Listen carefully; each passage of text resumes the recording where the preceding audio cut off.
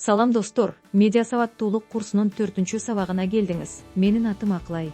Бүгүн жаңылыкты текшерүүнүн жолдорун бирге карап чыгабыз. Кээде фейк абдан ишенимдүү көрүнөт. Бирок эсиңизде болсун, жалган канчалык чындай көрүнбөсүн, аны баары бир дыкат текшерүү керек. Бул сабакта аны кантип кылса болору боюнча айрым кеңештерди даярдадык. Биринчи жаңылыкты чыгарган алгачкы булакты издеңиз. Эгер жаңылык Telegram же Instagramга кайра жазылып чыгарылган болсо, аны эң биринчи болуп ким жазганын аныктаганга аракет кылыңыз. Көп учурда булак анонимдүү канал, ал эми андагы фактылар башка эч жерде ырасталбаган болуп чыгат. Экинчи түрдүү булактарды салыштырыңыз. Сиз окуган жаңылык жөнүндө ири медиалар же расмий мекемелер жазып атабы жокпу текшериңиз. Эгер ал тууралуу бир гана сайт жазып, калгандары унчукпаган болсо, бул чочулоого себеп. Үчүнчү, окуя болгон күндү жана жерди текшериңиз. Фейктердин көбү эски сүрөт жана видеолорго негизделет. Мисалы, былтыркы өрт жаңы кырсык катары көрсөтүлүшү мүмкүн. Google же Яндексте сүрөт боюнча издеп көрүңүз. Ошентип сүрөт биринчи жолу качан жана кай жерде жарыяланганын билип алсаңыз болот. Адамдар талаш тартыш учурунда өз көз карашын далилдөө үчүн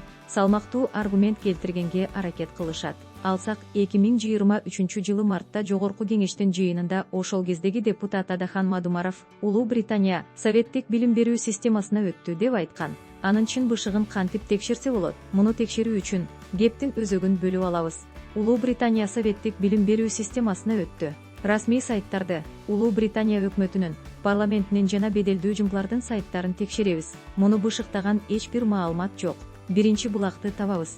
Панорама аттуу мыскыл тамашалар басылмасы. Ал биринчи жолу бул тема боюнча 2018 жылдын 30 сентябрында тамашалуу жаңылык чыгарган. Демек анда депутат өз билдирүүсүндө ошол негизсиз жаңылыкка таянган. Анткени ошол кыскача маалыматтык тиркемеде Кошмо падышалыктын билим берүү министри Жастина Гринингтен да ысымы аталган. Бирок чынында ал сатирикалык жаңылык чыккан учурга чейин эле отставкага кеткен болчу. Азаматсыз сабак аягына келди. Кийинки сабакта сүрөт жана видеонун чын бышыгын текшергенде үйрөнөбүз.